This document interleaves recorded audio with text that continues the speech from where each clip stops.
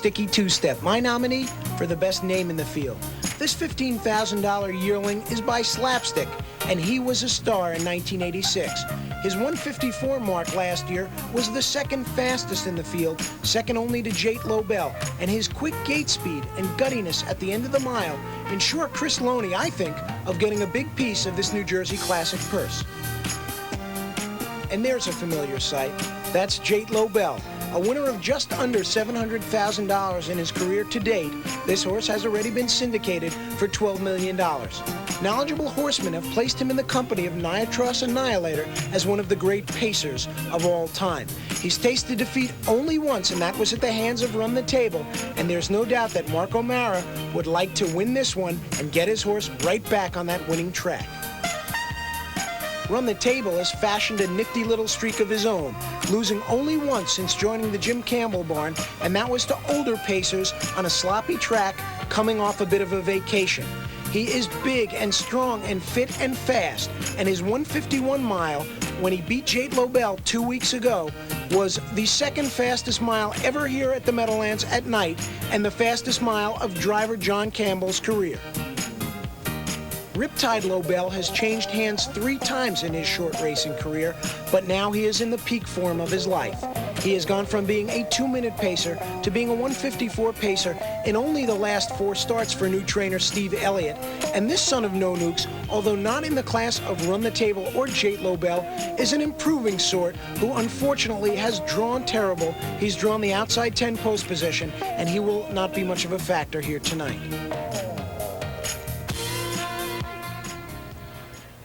Everyone's been talking about how fast this race is going to go. How are the conditions, Alan? Well, I thought it was going to go very fast this race, but the conditions are not suited to a very fast race. It's kind of cold. It says 75 degrees on the scoreboard, but I really don't believe so. I'm a little chilly over here. The wind's kicking up. The flags in the infield are blowing pretty strongly, and you will not see, in my opinion, any sort of record. If you do, it will be a tremendous achievement. Well, there's a lot of money going through the pari-mutuel machines, and as we could all guess, that large majority is going to Jate Lobell or Run the Table. But let's take a look at how the entire field of horses stacks up. Number 1, Casino Gambler. Number 2, Beast Boy Jackson. Number 3, Kelly Amherst. Number 4, Regent Lobell. Number 5, Jigger of Gin. 6, Nuclear Weapons. 7, Sticky Two-Step. 8, Jate Lobell. 9, Run the Table. 10, Riptide Lobell. What do you think of the horses as they were warming up tonight, Jate Lobell and Run the Table? How'd they look, Alan? Kent, they both look super. I mean, both horses, they're so different physically. Jate is a short colt, real broad, more in the lines of a Marvin Hagler, while the other horse, Run the Table, is more like Sugar Ray Leonard, tall and lean. Let's just go over a quick odds update here, Ken, as we look in the infield odds board. The number 1 horse, Casino Gambler, is at 13-1. Beast Boy Jackson, a long shot, at 80. Kelly Amherst, over 100-1. Number 4, Regent Lobell, is at 70. Jigger of Gin, also at 80. Nuclear Weapon, 70. Sticky Two-Step, the 7 horses, at 40. Jate Lobell, 2-5. Run the Table is 9-5 and 99-1 on Riptide Lobell. Race time. Let's go up to track announcer Tom Durkin.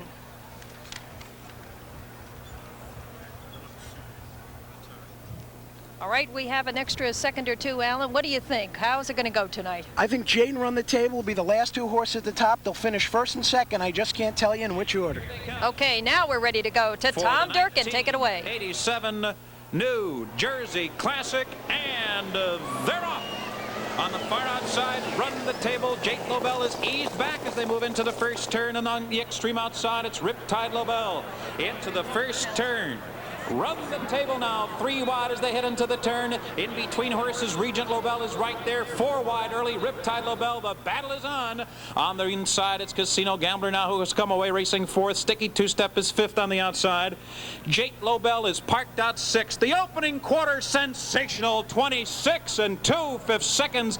A blazing opening quarter. Riptide Lobell took the worst of it, and he leads now down the backstretch. And Run the Table is now racing 2nd, and Run the Table is going right up after the lead. Jate Lobell, and he's right there now on the outside.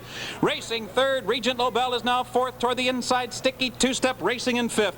Kelly Amherst is 6th on the outside. There goes Jate the Great after the lead at the half mile. They reach the half in 55-1. The field moves into the far turn. It is Jate Lobell, who takes the lead. Run the Table is now second by 2.5 lengths. Riptide Lobell is racing third and around the turn. Jate Lobell is getting away from the field. He leads now by 3.5. Run the Table is second by 6. Riptide Lobell is a distant third, and Ragent Lobell is fourth. Coming to 3/4, Jate Lobell hits 3/4 in an amazing 1:22 and 4 at the top of the stretch. Jate Lobell is the leader by 3 lengths. His arch rival, Run the Table, taking a final move to him inside the final 8. It is Jate the Great in front and driving hard. Run the Table is second. The others are far back. Here is an amazing performance. Jate Lobell going on to win it. Mark O'Mara urging him on. The final time, 1:51 and 2. It was a great race, Alan, for Jate Lobell and Mark O'Mara. Wow. I'd like to impress the fact upon everybody that it is cold here tonight. A first quarter in 26 and 2 is just an unbelievable fraction. Run the Table won a super race in defeat. He was parked out there a long way, and it took him a while to clear to the lead. But Jate Lobell, all hail him. He is back on track, and he is once again laying his claim to being one of the 2 or 3 great pacers of all time, if not the greatest pacing horse of all time. This was some race here tonight, and when we come back, we're going to be in the winner's circle, Alan. No, first I think we're going to have to do a replay here, Ken, because it's not enough to see that horse only once. This is a horse that you should watch as many times as you can. Mark O'Mara must be jubilant. He had felt a lot of pressure, although he wouldn't admit it, because his horse had finally lost a race, and now one has to assume that Jate Lobell is just back on track. He has turned away a stiff challenge from his toughest opponent, and is just, there's no telling what the horse can go on to do now. Now, can we take it away? Sure can. We are approaching the 3/4 pole here, and as you can see, believe it or not, there are 10 horses in this race. There's only 2 of them right there, as a matter of fact, but driver John Campbell, who is second now and Run the Table, is asking the big Landslide Colt for all he has. And the Landslide Colt is giving it to him, believe it or not. But Mark O'Mara is asking Jate Lobell for his all, and Jate Lobell's all is a little more all than anybody else has. Mark O'Mara is going to get after his colt because he does not want him to reach the wire, a tired horse. But as you can see, at this point, John Campbell is 3 lengths behind O'Mara. Another shot of the O'Mara whip, and he does not hit this horse very often, but he is taking no chances here, and you'll see John Campbell look back behind him. He knows he's not going to get to Jate Lobell tonight. He just wants to make sure he saved the play spot. A brilliant performance by Jate Lobell, who will cross the wire in 1:51 and 2, his fastest win time ever in his career. This has been a very exciting night, Alan, and when we come back, we will be in the winner's circle as New Jersey Network's coverage of the 1987 New Jersey Classic continues. Just stay with us.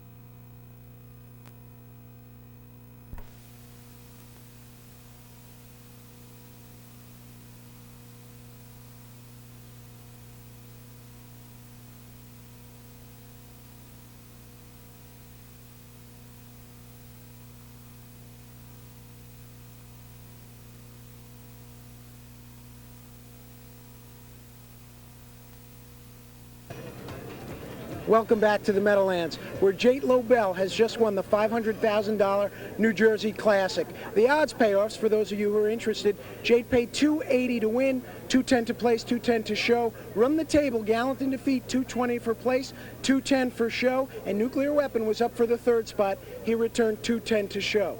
We are in the winner's circle along with Mark O'Mara, who drove a brilliant race here in the Jersey Classic. Mark, perhaps the key tactical move in that very, very fast 26 and 2 first quarter was that you eased your horse back a little bit and let some of the others fight it out. Was that a pre-race decision, or did that happen when the race actually started?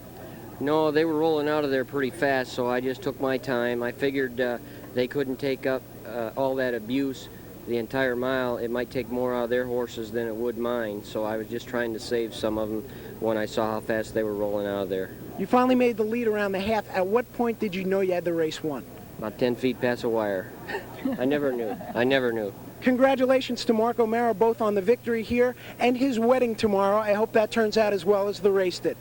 Ken? Thank you. Best wishes to you, Mark, and congratulations. And thank you all for joining us on NJN for the 1987 New Jersey Classic.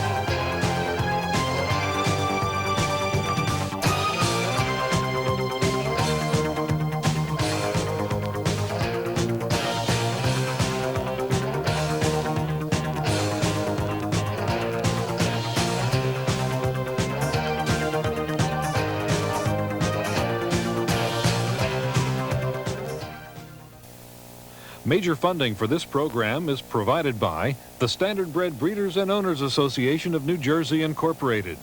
Additional funding is provided by Meadowlands Racetrack and Freehold Raceway.